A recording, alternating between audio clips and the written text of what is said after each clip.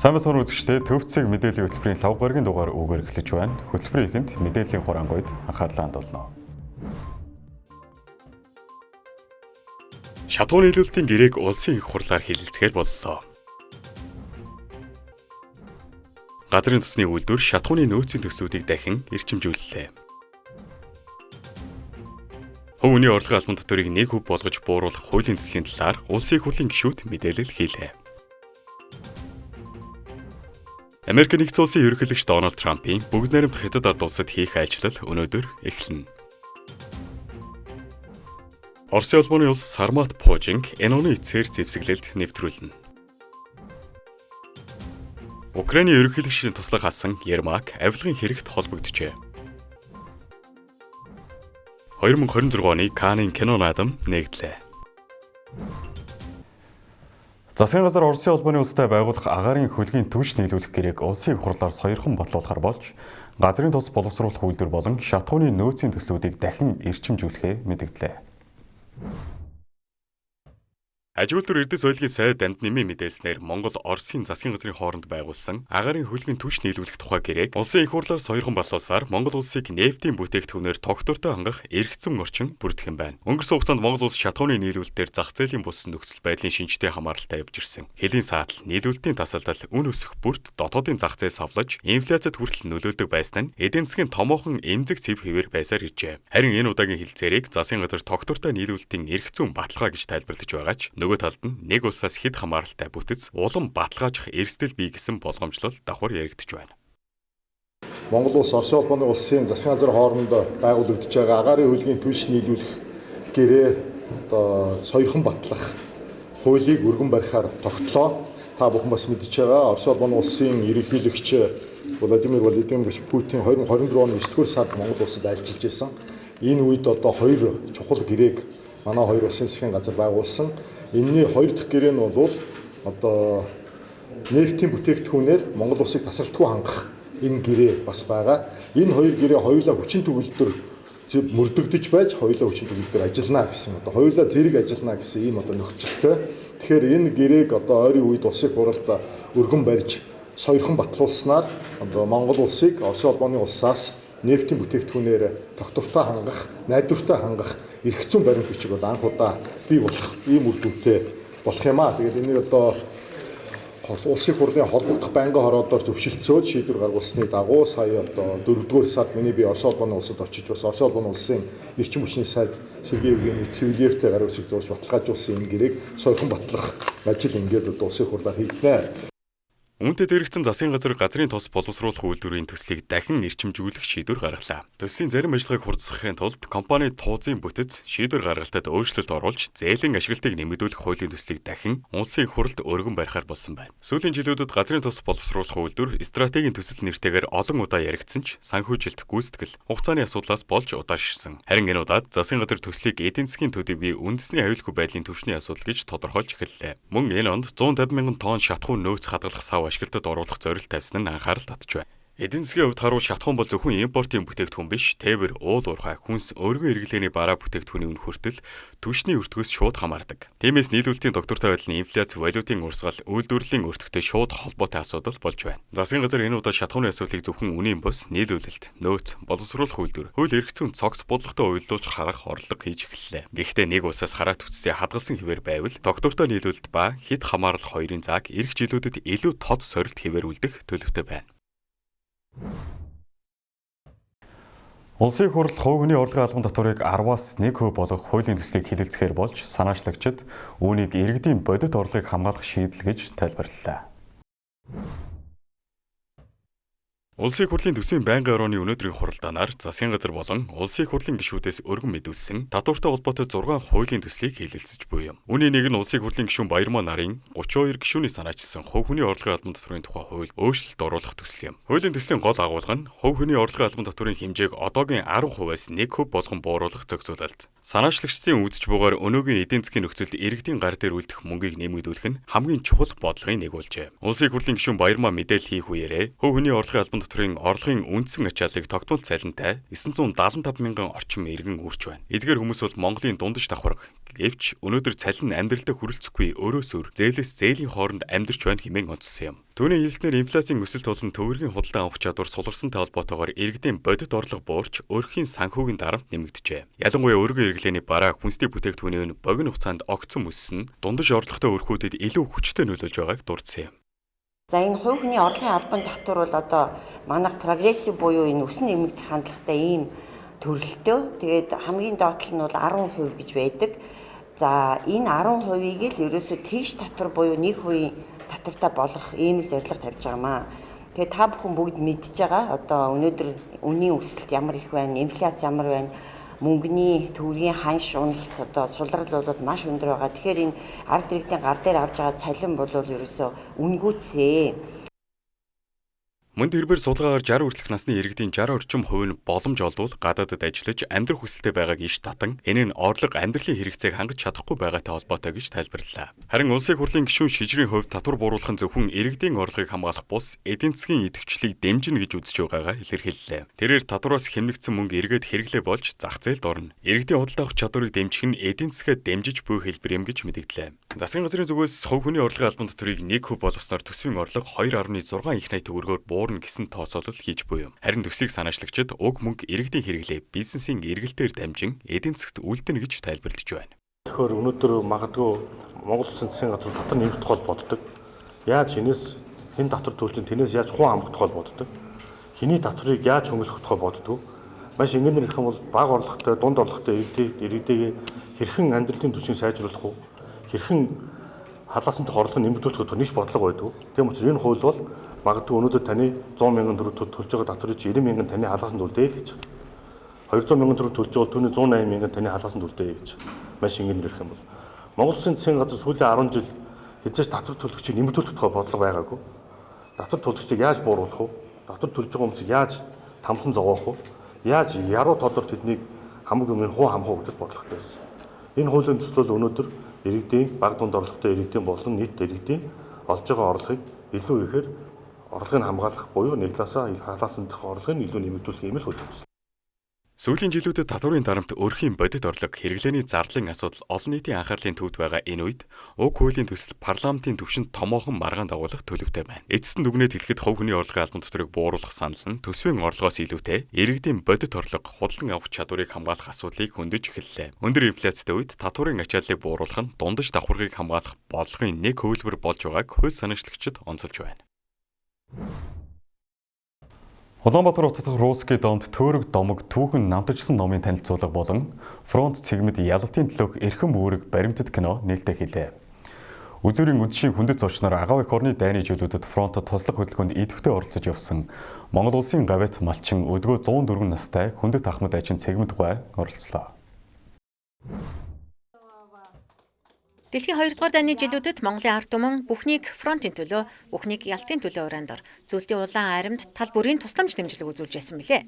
Энэ хүчин сэтгэлийн тусламж эв санааны нэглийн нэгэн тод бэлгэн зөвлөлийн даждад зориулсан бэлгийн цуваг фронтод хүрэхэд бичлэн оролцсон цэгмэд гуай юм а. Төөрөг домог ном нь цэгмэд гуай амьдралын замналыг өвүүлэхийн зэрэгцээ Монгол улсын 100 гаруй жилийн түүхэн үйл явдлыг хамарсан бүтээл юм. Энэхүү ном нь зөвхөн нэгэн хүний намтар бус тухайн цаг үеийн үнэт баримтат гэрч нэгэн үеийнхний хувь заяа болон Монгол Оросын ард түмний найрамдалт харилцааны түүхийг тусган харуулсан чухал бүтээл болжээ.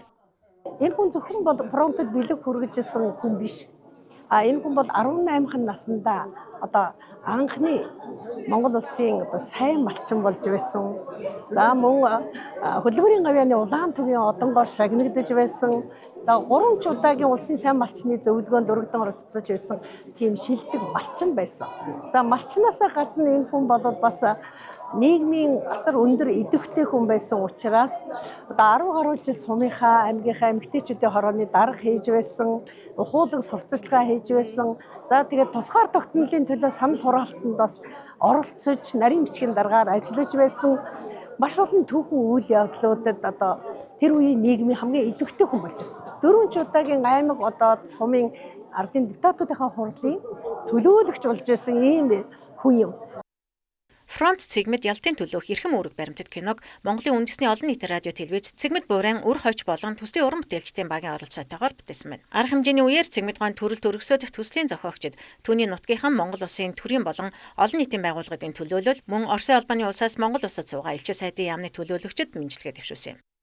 Монголын ард түмний сэтгэлийн бэлгийг эх орны дайны үед зөвлөлтийн фронтод хүргэж байсан цэгмэд дугаан тухай төөрөг домог гэсэн ном мөн энэ хүний амьдралын тухай баримтат кино гарч түүний нээлт хийж байгаа ийм сайхан ёслол болж байна.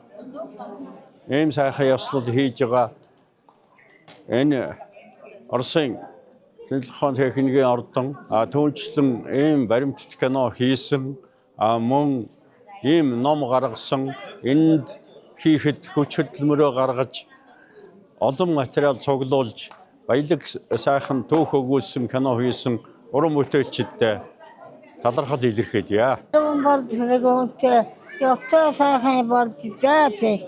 Итэн яг хатмөртос ойлгож байна дээ. Сайхан амдтаагаарай. Цэгмэдгой зочдод хандан урт удаан нас эрүүл энх сайн сайхан бүхний хүсэн өрөө би та бүхэнд насаа дамжуулъя хэмээн 104 настай хүндэт ахмад хэлэхэд тахимд хүрэлцэн ирсэн зочид халуун алга ташаалтаар талархал хүндэтгэлээ илэрхийлсэн юм. Энэхүү үдшин Монгол Орос улсын хамтын түүх Баатарлаг авианы дурсамжтай хувь заяагаа холбосон нэгэн эрхэм эмэгтэйд гүн хүндэтгэл үзүүлсэн сэтгэл хоногшсон онцгой арга хэмжээ болж өндөрлөө.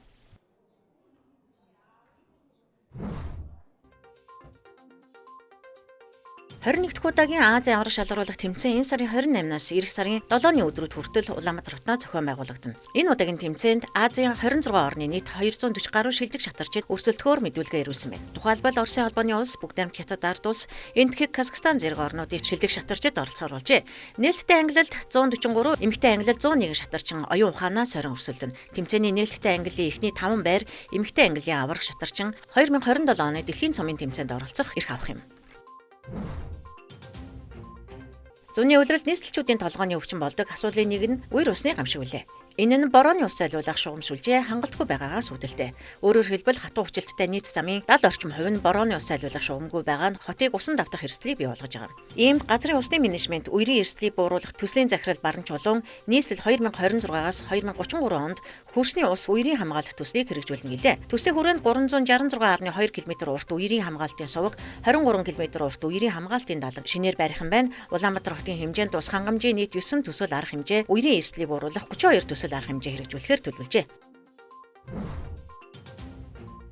Манай улс Бүгд найрамд Энэтхэг улс хооронд 2019 онд байгуулсан санамж бичгийн хүрээнд хүнс хөдөө аж ахуйн хөнгөн үйлдвэрийн салбарт цаашид үрдүнтэй хамтран ажиллаж хоршоолын салбарт харилцан ашигтай хамтын ажиллагаа өргөжүүлэхээр болсон байна. Энэ талаар салбарын сайд Идэрбат Бүгд найрамд Энэтхэг улсаас Монгол улсад суугаа онц бөгөөд бүрэн эрхтэлчин сайд Атул Малхари Гоц Сүрвэг хүлээн авч уулзах үеэрээ тогтцоонд хүрчээ.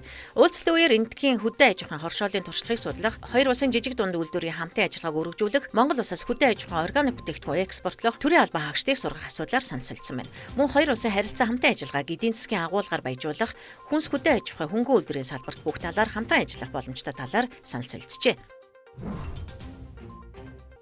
Авилгатай тэмцэх газрын мөрдөн шалгах хилтэс энэ сарын 4-өөс 10-ны өдрүүдэд гэмт хэргийн шинжтэй 107 гомдол мэдээллийг шалгасан байна. Үүнээс 15 гомдол мэдээлэлд хэрэг бүртгэлийн хэрэг нээх, 7 гомдол мэдээлэлд хэрэг бүртгэлтийн хэрэг нээхээс татгалзах, 1 гомдол мэдээллийг хариалын дагуу шилжүүлэх саналтайгаар прокурорт шилжүүлсэн бөгөөд одоогоор 84 гомдол мэдээллийг хянан шалгаж байна. Эрүү 982 хэрэгт мөрдөн байцаалтай ажиллагаа явуулснаас 14 хэргийг шүүхэн шилжүүлэх, 9 хэргийг хаах, 1 хэргийг хариалын дагуу шилжүүлэх саналтай прокурорт өргүүлж 3 хэргийг нэгтгэн шалгаж байна хэмээн мэдээллээ. Мөрдөн шалгах ажиллагаанд одоогоор 955 хэрэг шалгагдаж байгаа юм байна.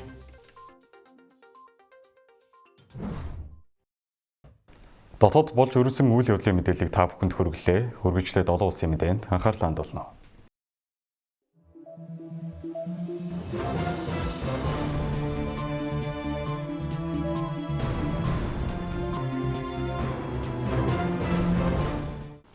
Харин тэргийн үзэгчтэй төвцөг мэдээллийн хөтөлбөр олон улсын мэдээгээр үргэлжилж байна. Эхний мэдээг хүргэе. Америк нэгдсэн улсын ерөнхийлөгч Дональд Трампын Бүгд найрамд Хятад ард улсад хийх төрийн айлчлал өнөөдөр эхлэх гэж байна.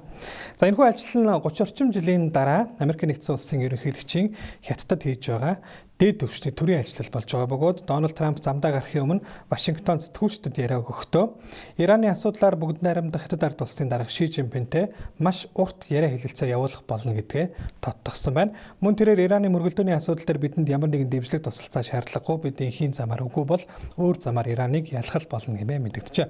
Пүрэв гарагт явагдах хоёр их гүрний удирдагчдын уулзалтын үеэр ойрхон орнууд болон Европын бүс нутгийн мөргөлдөөн, хоёр талын худалдаа болон Тайваны асуудлыг голчлон хэлэлцэх төлөвтэй байгаа юм а.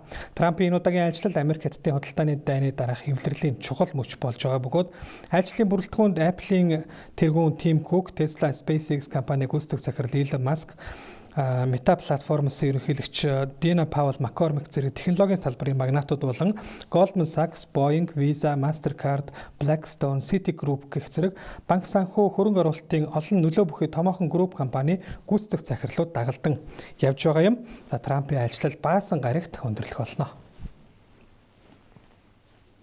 Дараагийн мэдээ хүргэе.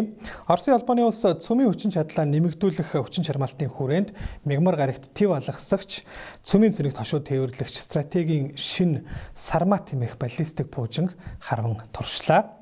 За энэ үеэр Оросын албаны улсын ерөнхийлөгч Владимир Путин Сармат пуужинг энэ оны эцсээр зэвсэглэлд нийлүүлж байлдааны ажиллагаанд ашиглахад бэлэн болгоно хэмээн мэдэгдсэн байна. Мөн тэрээр Сармат пуужингийн цөмийн цэнэгт хошууны хүчин чадал нь барууны орнуудын ижил төрлийн пуужингаас 4 дахин их ба тусгаал нь 35,000 км-ийг давна гэд уг пуужинг дэлхийн хамгийн хүчирхэг пуужин хэмээн тодорхойлжээ. Америкийн нэгдсэн улс Европ дахь хэдэн мянган километрийн алсад байгаа байд цөмийн цэнэг тошуугаар цохилт өгөх зориулалт бүхий Сармат пуужингийн хөгжүүлэлт 2011 онд эхэлж байсан бөгөөд уг пуужинг зэвсэглэлд нэвтрүүлэх ажил олон жилийн турш саатаж одоо хүртэл ердөө нэг удаа амжилттай туршилт хийгдсэн гэх мэдээлэл байдаг. За энэхүү пуужинг зөвлөлтийн үеийн Воевода пуужинг орлуулах зорилгоор зохион бүтээж хөгжүүлсэн ба өмнөх пуужинтай хүчин чадлын хувьд ижил боловч илүү өндөр наривчлалтай болгоод байгаа юм а. Дараагийн мэдээ хүргэе. Украины ерөнхийлөгчийн ойрын холбоотон туслахаар ажиллаж байсан ерөнхийлөгчийн тамгын газрын дарга асан Андрей Ермак авилгын эрэгт холбогдсон талаар тус улсын үндэсний авилгын эсрэг товчооны зүгээс мэдэгдээд байна. За Украины үндэсний авилгын эсрэг товчоо болон авилгын эсрэг мэргэжлийн прокурорын газрын мөрдөн байцаагч нар нийслэл Киев хотын ойролцоох тансаг зэрэглэлийн үйл хөдлөх хөрөнгийн хөгжлийн төслөөр дамжуулан 2021-с 2025 оны хооронд нийт 9 сая орчим еврог угаасан хэрэгс сэжиглэгдэж байгаа зохион байгуулалтаа бүлэглийг илрүүлснээр мэдэгдлээ. Заавалмаар энэ бүлэглэлийн гишүүн Андрей Ермак байсан гэдгийг тойроо байдлаар мэдэгдсэн байна. Тодруулах юм бол Андрей Ермакийн нэрийг дурдлахуу албан тушаалаар нь тодтогсон бол орон нутгийн хэвлэлүүд түүнийг энэхүү томоохон хэмжээний авилгын хэрэгт холбогдсон хүн мөн хэмээн мэдээлж байна. За дээрх хэрэг түүнээс гадна өөр 6 хүнийг сэжигтнээр татаад байгаа бөгөөд ерөнхийлөгч Зеленскийтэй холбоотой нөлөө бүхий хүмүүс авилгын асуудалд оролцсон нь Зеленскийн засаг захиргаанд сөргөөр нөлөөлж болзошгүй байна. Андрей Ермакийн хувьд мөрдөн байцаалтын дун гартал хүлээнэ гэдгийг мэдэгдсэн бол Украины ерөнхийлөгчийн одоогийн зөвлөх Дмитрий Литвин мөрдөн шалгах ажил үргэлжилж байгаа учраас үнэлэлт дүгнэлт өгөхөд хэтэрхий эрт байна гэж мэдэгджээ. Сүүлийн мэдээ хүргэе. Мягмар гарагт 2026 оны Канны олон улсын кино наадам нээгдлээ. За энэ жилийн наадмыг Хятадын жүжигчин Гон Ли, Холливуудын жүжигчин Джейн Фонда нар нээсэн бол мөн нээлтийн ёслолын ажиллагааны үеэр Бөгшний эзэн цуврал бүтээлийн найруулагч өдгөө 64 настай Питер Джексонд энэ жилийн наадмын хүндэтгэлийн алтан далдуу мод шагналыг гартуулан өгсөн байна. Харин наадмын гол шагнал болох алтан далдуу мод шагналын төлөө энэ жил олон улсын 22 уран бүтээл өрсөлдөж байгаа бөгөөд шүүгчдийн багийг Өмнөд Солонгосын алдарт найруулагч Пак Чан Вук тэргүүлж Америкийн жүжигчин Деми Мур, Шведийн жүжигчин Стеллан Скарсгард, Хятадын найруулагч Хлои Жао зэрэг олон улсын 8 уран бүтээл шүүгчдийн бүрэлдэхүүнд багтаж байна. Энэ жилийн Канны кино наадмын үеэр мөн Америкийн жүжигчин дуучин Барбара Стрейзендэд хүндэтгэлийн шагнал гардуулахаар болсноос гадна галзуу хурд киноны 25 жилийн ойн арга хэмжээг зохион байгуулж эхний ангид тоглосон жүжигчид хүрэлцэн ирж оролцохоор болсон байна. 70 дахь удаагийн Канны кино наадам энэ сарын 12-наас 23-ны дуустал үргэлжлэн зохион байгуулагдана. Үзэгч та бүхэндээ гадаад мэдээ хүргэлэн анхаарлаа хандуулсан баярлалаа.